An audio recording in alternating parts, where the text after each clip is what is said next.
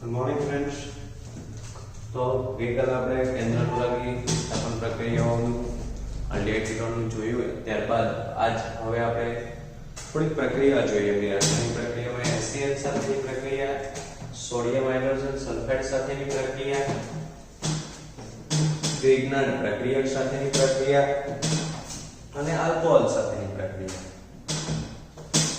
અને એમોનિયા સાથે. એમ ટોટલ 5 પ્રક્રિયાઓ આપણે જોવાની છે મિત્રો.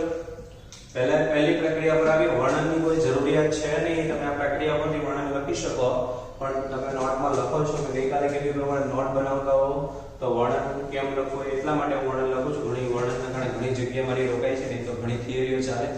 બરાબર. તો આલ્ડિહાઇડ અને કીટોનની HCl સાથેની પ્રક્રિયા વર્ણવો. મિત્રો HCl સાથે પ્રક્રિયા થાય એટલે HCl ને OH- બરાબર છે. તો સીધું આનું એક H અહીં આવી જાય, પાણી અને CN એકલું થઈ જાય. બરાબર. આપણે અહીંયા જોઈએ છીએ તો શું થશે? આ કાર્બોનિક કાર્બન છે સેમ રાખો. જો મિત્રો મેં બોન્ડ તોડી નાખ્યા. એક જગ્યાએ હું O રાખીશ આવો હતો, અને એક જગ્યાએ સાયનાઇડ રાખીશ આ CN અને આ માઈનસ. મતલબમાં એક જગ્યા પર O અને એક જગ્યા પર આ સાયનાઇડ સીધો આ કાર્બન સાથે જોડાણો, એટલે આપણી પાસે આ રીતની રચના બની. હવે હું શું કરીશ? આ H અહીંયા ઉમેરી દઈશ, એટલે આ જે છે એમ જ આ સાયનાઇડ હતો એમ જ અને અહીંયા OH. તો મિત્રો આવા જે સંયોજન છે જેને સાયનોહાઇડ્રિક સંયોજનો કહેવામાં આવે. કેવા સંયોજનો કહેવામાં આવે? સાયનાઇડ. પહેલા O એમ જ રાખો, સાયનાઇડ કોઈ પણ કાર્બન એક જગ્યાએ જોડ દો.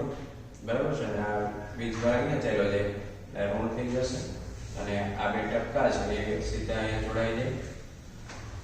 તો સાયનોહાઇડ્રિક બેનું હવાનું વર્ણન લખીએ. ખૂબ ઈઝી છે. આલ્ડિહાઇડ અને કીટોન. આલ્ડિહાઇડ આ CO ગ્રુપનો મતલબ અહીંયા બે R અને H મૂકો તો આ આલ્ડિહાઇડ થઈ ગયું. અહીંયા R બે મૂકો તો એ કીટોન થઈ ગયું. એટલે કોઈ પણ મૂકી શકાય. એટલે બંને માટે લાગુ પડે. આલ્ડિહાઇડ અને કીટોન HCl સાથે પ્રક્રિયા કરી સાયનોહાઇડ્રિન બનાવે છે. આની પર જે છે એને સાયનોહાઇડ્રિન કે OH અને સાયનાઇડ સમૂહ અને OH સમૂહ કાર્બન પર હોય સાથે તેને સાયનોહાઇડ્રિન કહેવાય. આ પ્રક્રિયા શુદ્ધ HCl સાથે અતિ ધીમી થાય છે. જો શુદ્ધ HCl લે તો ખૂબ ધીમી થશે. તેથી આ પ્રક્રિયાને બેઝ વડે ઉદ્દીપિત કરવામાં આવે છે. આ OH NaOH નો ઉપયોગ કરવામાં આવે છે. બેઝ વડે ઉદ્દીપિત કરવામાં આવે છે અને ઉત્પન્ન થતો CN- આ જે પ્રબળ કેન્દ્રાનુરાગી પ્રક્રિયા હોવાથી કાર્બોનિક સંયોજનોમાં ઉમેરાશે. આ કાર્બોનિકમાં ઉમેરાઈને અણુમાંથી શું બનાવશે? સાયનોહાઇડ્રિન. આ વર્ણન લખવાનું બીજું કઈ છે? પ્રેક્ટિસ સમીકરણની કરવી પડશે મિત્રો, બીજું કઈ છે નહીં. આવી જ રીતે હવે આપણી પાસે આલ્ડિહાઇડ અને કીટોનની NaHSO સોડિયમ હાઇડ્રોજન સલ્ફાઇડ અથવા સોડિયમ બાયસલ્ફાઇડ, હાઇડ્રોજનનો લખો તો બાય લખી શકો. તો આલ્ડિહાઇડ અને કીટોન સંયોજનો NaHSO3 ઉમેરીને યોગક્ષેમ નિપજ આપે છે. અવકાશી અસરને કારણે સંતુલન સ્થિતિ મોટાભાગના આલ્ડિહાઇડ સંયોજનો માટે જમણી બાજુએ અને મોટાભાગના કીટોન સંયોજનો માટે ડાબી બાજુએ સંતુલન સ્થિતિ સ્થપાય છે. જો આલ્ડિહાઇડ હશે તો જમણી બાજુ સંતુલન અને કીટોન હશે તો ડાબી બાજુ સંતુલન સ્થપાય છે. આ યાદ રાખવું જરૂરી છે. હાઇડ્રોજન સલ્ફાઇડ યોગક્ષીલ સંયોજનો પાણીમાં દ્રાવ્ય હોય છે. એના કોઈ પણ યોગક્ષીલ સંયોજનો જે છે એ પાણીમાં દ્રાવ્ય હોય છે. તેની સાથે મંદ ખનિજ એસિડ HCl ને બધા મંદ ખનિજ એસિડ કહેવાય, એને હોય છે મંદ ખનિજ બેઝ કહેવાય. પ્રક્રિયા કરીને પાછું મૂળ કાર્બોનિલ સંયોજન બનાવી શકાય છે. તો આમાં પણ તમે પાછું જળ વિભાજન કરો એટલે પાછું આપણું આલ્ડિહાઇડ કીટોન જે રીતે મળી જાય છે.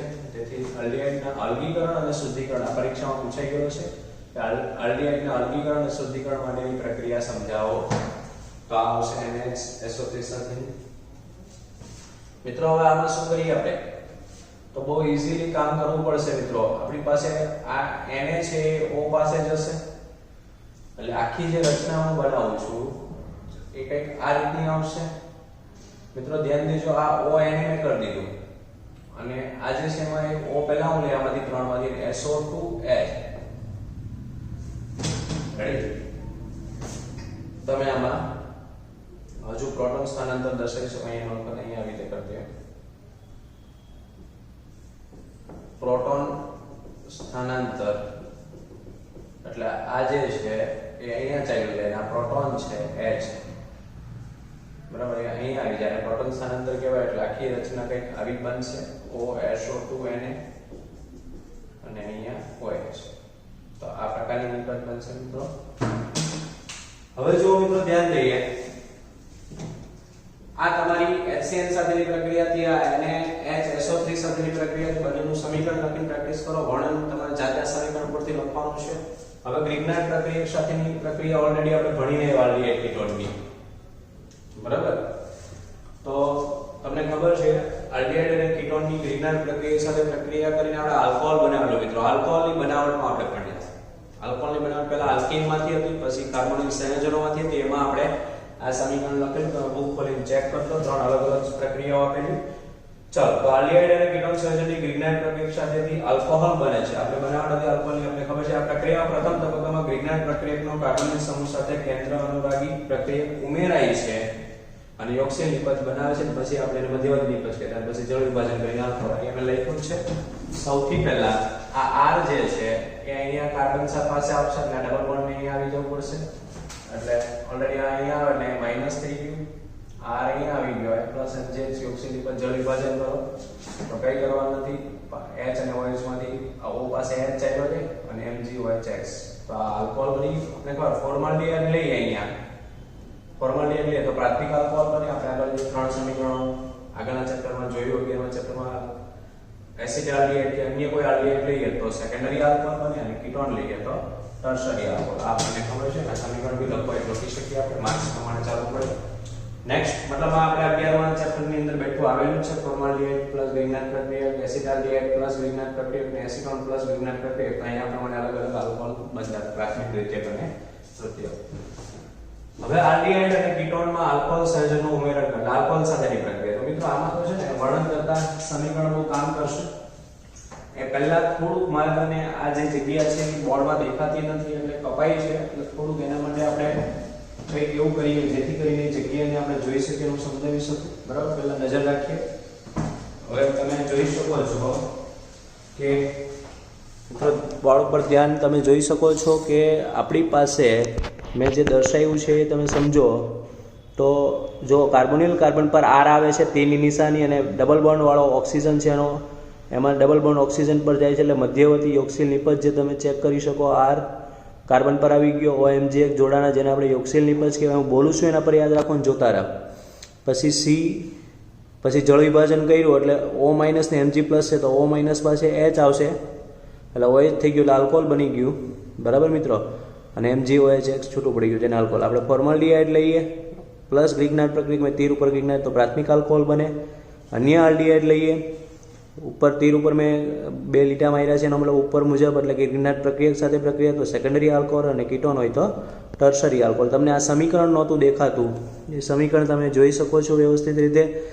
અને ઓલરેડી આપણે 11મા ચેપ્ટરની અંદર આલ્કોહોલ, ફિનોલ અને ઇથરની બનાવટમાં આલ્કોહોલની બનાવટની અંદર પણ આપણે આ સમીકરણ જોયેલું છે બેઠું. અને 3 સમીકરણો જે નીચેના ફોર્માલ્ડિહાઇડ, અન્ય આલ્ડીહાઇડ અને કીટોનવાળા પણ જોયેલા છે, એ જાતે આપણે કરી શકીએ મિત્રો. હવે બીજું આલ્ડીહાઇડ અને કીટોનની આલ્કોહોલ સાથેની પ્રક્રિયા વર્ણનમાં બહુ ખાસ છે નહીં, આપણે સમીકરણ પર ફોકસ કરવાનું રહેશે. બરાબર, છતાં હું એકવાર વર્ણન વાંચી જઈશ. થોડુંક વર્ણન કપાશે પણ હું વાંચીશ એટલે તમને દેખાશે એ પ્રમાણે તમારે કામ કરવાનું રહેશે મિત્રો. બાકી આપણે સમીકરણ ઉપર ફોકસ કરવાનું છે. ચાલો, તો સમીકરણ પર આપણે ફોકસ કરીએ. તો સમીકરણ ઉપર ફોકસ કરીએ તો શું આપણું સમીકરણ બને એના પર ધ્યાન દઈએ.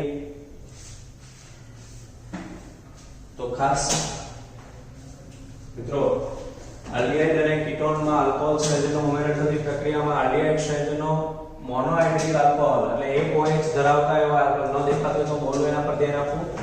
આલ્ડીહાઇડ સંયોજનો મોનોહાઇડ્રિક આલ્કોહોલ એટલે એક OH ધરાવતા એવા આલ્કોહોલ સાથે એક સમતુલ્ય જથ્થો એટલે સમાન જથ્થા સાથે શુષ્ક એસિડની હાજરીમાં પ્રક્રિયા કરી આલ્કોક્સી આલ્કોહોલ મધ્યવર્તી બનાવે છે જેને આપણે હેમી એસિટાલ કહીએ છીએ. આપણે પ્રક્રિયામાં દર્શાવ્યું વધુ એક મોલ ફરીથી આલ્કોહોલમાં વધુ એક અણુ સાથે પ્રક્રિયા કરીને જેમિનન ડાયઆલ્કોક્સી સંયોજન બનાવે છે એસિટાલ કહેવાય. આ અડધું એસિટાલ ને આખું હેમી એટલે અડધું. તો આના પરથી આપણે સમીકરણ પર ખાસ ધ્યાન દેવાનું છે મિત્રો. તો હું સમીકરણ પર તમને લઈ જાઉં. તો સમીકરણ પર ધ્યાન દઈએ તો સમીકરણ શું કહે છે એ સમજીએ.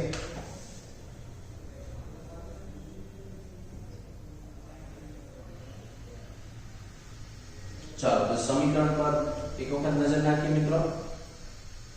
તો 2 સમીકરણ આપણે જોવાના છે. ખાસ સમીકરણ નંબર 1 પર આવીએ. હું આલ્ડીહાઇડ લઈને કામ કરું છું મિત્રો. તો અહીંયા CO, અહીંયા R, અહીંયા H, આલ્ડીહાઇડ છે. રેડી? હવે આલ્ડીહાઇડ ની તમારે કોઈ મોનોહાઇડ્રિક આલ્કોહોલ સાથે પ્રક્રિયા કરવાની તમે ડાયરેક્ટ આવી રીતે પણ પ્રક્રિયા લઈ શકો. HCl ની હાજરી R-OH. તો મિત્રો હવે જો શું થશે મિત્રો, આ બંને વચ્ચે પ્રક્રિયા થઈને હું શું કરું છું, RCH આ રીતે મને છૂટું પાડી દઉં. હવે જો ધ્યાન આપજો મિત્રો, આ O જે છે એની સાથે આ જે R' જે છે એ આવશે એટલે તમારી પાસે આ બંને અલગ અલગ થઈ જશે. દાખલા તરીકે O હતો એની પાસે હું R' ને જોડતો એટલે OR' અને OH. આ પહેલું એક વખત R આવે એટલે એને હેમી એસિટાલ કહેવાય. ફરીવારથી મિત્રો તમે પ્રક્રિયા કરો R'-OH વડે તો હવે તમારી પાસે અહીંયા H2O દૂર થશે, આ H અને આ OH, R' અહીંયા આવી જશે એટલે આખી નિપજ જે આવશે RCH, અહીંયા OH ની જગ્યાએ OR', અહીંયા પણ OR'. તો આ રીતની જે નિપજ બંને જગ્યાએ OR' RR લખો તો ચાલે. તો આને એસિટાલ કહેવાય મિત્રો. જો એક H હતો ત્યારે એને હેમી એસિટાલ, એક R, અહીંયા બંને R આવી ગયા એટલે એસિટાલ. મિત્રો સેમ તમે એવું જ ડાય, દાખલા તરીકે હું કીટોન માટે લઉં, ઇથિલિન ગ્લાયકોલ સાથે પ્રક્રિયા કરો મિત્રો. ધ્યાન આપજો, CH2OH ઇથિલિન ગ્લાયકોલ OH બે વખત હોય, ડાયહાઇડ્રિક કહેવાય આને. બરાબર? ચાલો જો તો ઇથિલિન ગ્લાયકોલ સાથે પ્રક્રિયા કરો તો ડાયરેક્ટલી મિત્રો આ જે છે આટલું H2O સ્વરૂપે દૂર કરી દો, 2H અને O અને -H2O હું અહીંયા લખી દઉં. ચાલો તો હવે R C R' તમે R પણ લખી શકો. આ બે બોન્ડ છે એ છૂટા પડશે અને સેમ આ O થી જોઈન્ટ થઈ જશે, OCH2 OCH2. મિત્રો તો આ જે બન્યું ઇથિલિન ગ્લાયકોલ કેટાલ કહેવાય, કીટોન સાથેની પ્રક્રિયા. આલ્ડીહાઇડ એસિટાલ કેટાલ અને ચક્રીય કેટાલ પણ કહેવામાં આવે. આખું ચક્ર છે એટલે ચક્રીય કેટાલ તરીકે પણ ઓળખવામાં આવે મિત્રો. તો આ પ્રમાણે આલ્ડીહાઇડ સાથે પ્રક્રિયા થઈને એસિટાલ બને, કીટોન સાથે પ્રક્રિયા થઈને ઇથિલિન ગ્લાયકોલ કેટાલ ચક્રીય કેટાલ બને. તો આ આલ્કોહોલ સાથેની પ્રક્રિયા મિત્રો અહીંયા પૂર્ણ થઈ આપણી. તો ઇન શોર્ટ કે આ જે પ્રક્રિયાઓ છે એની સમીકરણની ફક્ત પ્રેક્ટિસ કરો, પછી સમીકરણ પ્રમાણે વર્ણન જાતે લખી શકાય. જરૂર નથી કે આવા વર્ણન લખ્યા, તમે પણ આવા બેઠા વર્ણન લખો મિત્રો. તમને જે સમજાણું છે, જે સમજૂતી મળી છે એ પ્રમાણે તમે આ પ્રક્રિયા જેમ કરો છો એમ વર્ણન લખો તો પણ ચાલે. વર્ણન ખાલી લખવું પડે. ઘણી વખત શું કરે, હું ખાલી પહેલા છે ને સમીકરણ સમજાવી દેતો અને બોલી જતો વર્ણન, તો વિદ્યાર્થીઓ વર્ણન નહોતા લખતા. તો બોર્ડમાં તમને 3 માર્કનો સવાલ આપ્યો હોય અને તમે 2 સમીકરણ લખીને આવો એટલે 1.5 માર્ક જ મળે, 1.5 માર્ક ન મળે. ખાલી હવે આ જે તમે કહ્યું એનું વર્ણન લખવાનું છે 3-4 લીટીનું, તો એ તો લખવું જ પડે મિત્રો. જો એ લખો તો જ તમને એના પૂરા 3 માર્ક. વર્ણન કોઈ ચેક નહીં કરે પણ લખેલું છે એ માંગશે મિત્રો. જો ધ્યાન આપજો, સમીકરણ તો જરૂરી છે પણ સાથે વર્ણન પણ જરૂરી છે. વર્ણન માટે મેં કીધું એમ કે ગોખવું નહીં, આવું મેં લખ્યું એ જસ્ટ મારે તો એક વખત સમજાવવા માટે આવું લખી શકાય તમને સમજાય, બાકી તમે જાતે પણ લખી શકો મિત્રો. બરાબર? તો અહીંયા આલ્ડીહાઇડ અને કીટોનની 4 પ્રક્રિયાઓ આપણે જોઈ. સૌથી પહેલા HCl સાથેની, બીજા નંબર ઉપર NaH SO3 sodium hydrogen sulphide, ત્રીજા નંબર ઉપર ગ્રિગ્નાર્ડ પ્રક્રિયા અને ચોથા નંબર ઉપર આલ્કોહોલ. તો મિત્રો 4 સાથેની જોઈને હવે એમોનિયા અને એમોનિયાના વ્યુત્પન્ન સાથેની એ મોસ્ટ ટાઈમલી છે, કારણ કે એમાંથી જેઈ અને નીટની અંદર ઘણી વખત ક્વેશ્ચન આવેલા છે. આના પછીની જે 5મી જે છે રાસાયણિક પ્રક્રિયા ખૂબ મહત્વની છે, પહેલા એટલું જોઈ લઈએ મિત્રો.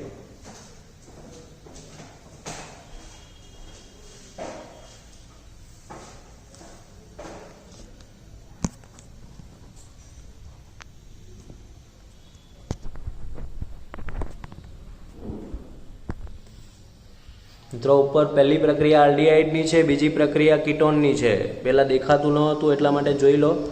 RCOH લગાવેલો હોય એટલે આલ્ડીહાઇડ કહેવાય ને બંને R અને R' હોય એટલે કીટોન કહેવાય. બરાબર મિત્રો? Good morning friends. તો ખાસ હવે આપણી પાસે મિત્રો બહુ સમજવા જેવું છે. આ મોસ્ટ ટાઈમની છે. એક મિનિટ ચાલો જો આ એક મોસ્ટ ટાઈમલી ક્વેશ્ચન છે આપણા માટે.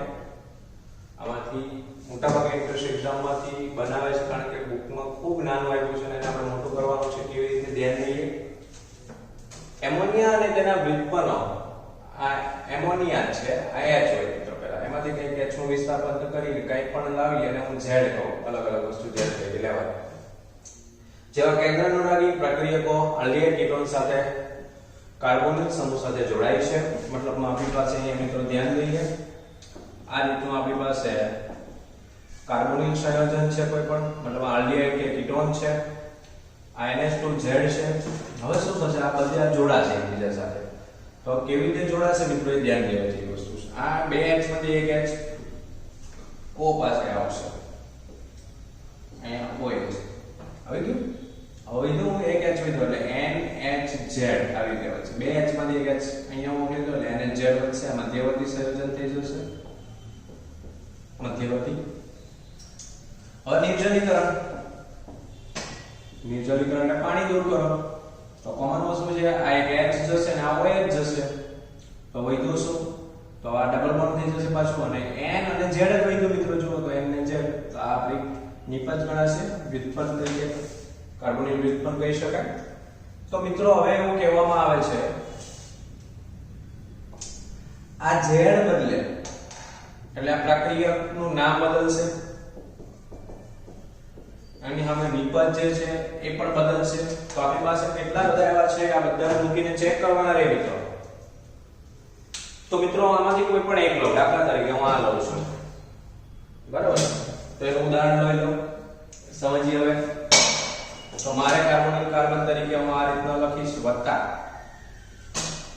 બરાબર. જો હું ધ્યાન આપજો NH2 તો એમ જ રાખીશ મિત્રો. આ તો એમ જ, આ Z તરીકે જો આ લીટો સીધો આવ્યો કે લીટો એ આ છે, પછી NH આ પૂછાઈ ગયેલો છે મિત્રો કયા વર્ષે. તો આ રીતે આખું NO2 2,4-D તરીકે ઓળખવામાં આવે, 2,4-D ડાયનેટ્રો તરીકે. હવે જો મિત્રો ધ્યાન આપીએ, હવે આની અંદર આપણે પ્રક્રિયા કરીએ તો હું આ વચ્ચેનો સ્ટેપ નંબર તો ડાયરેક્ટ હવે આ જે છે પદ્ધતિ પ્રમાણે હું જાઉં તો કોમન વસ્તુ છે આની ઉપરથી મારે શીખવાનું છે. જો હું અહીંયા થોડું આ રીતનું કરીને અહીંયા નિપજ લંબાવું છું, તો આ back to C double bond N. હવે મને ખબર છે મારે Z જ મૂકવાનું છે સીધું, એટલે મેં સ્ટેપ વચ્ચેનું મૂકી લીધું. તો Z તો તમારું આ જે છે બેઠું આવે, આ જે છે એટલે NH બોન્ડ આ રીતનું થઈ જશે મિત્રો. તે આપણને ઓલરેડી આપી દીધેલું જો અહીંયા દેખાય છે નિપજ. મેં ઓલરેડી અહીંયા તમને આ પ્રક્રિયા ઉપરથી બનાવી, અહીંયા NO2. તો મિત્રો આ નિપજ બની. હવે જે આ નિપજ બની ને, બરાબર, એનું નામ થાય 2,4-ડાયનાઇટ્રો ફિનાઇલ હાઇડ્રેઝોન. આટલા હાઇડ્રેઝન માટે એટલે હાઇડ્રેઝોન થઈ જશે, હાઇડ્રેઝોન.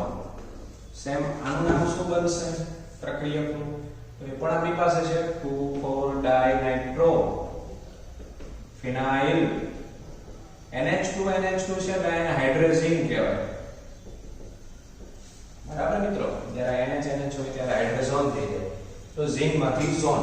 તો આખી આ પ્રક્રિયા થઈ ગઈ, બરાબર. ડાયરેક્ટ આ પ્રક્રિયા ડાયરેક્ટ નિપજ બને તો આપણે આ રીતે સીધું કરી શકીએ. તો કહેવાનું શું છે મિત્રો, કે આખી આ પ્રોસેસમાં પ્રક્રિયક અને નિપજ તો Z તરીકે હું અહીંયા પ્રક્રિયકનું નામ થઈ ગયું, આ નિપજનું બંધારણ,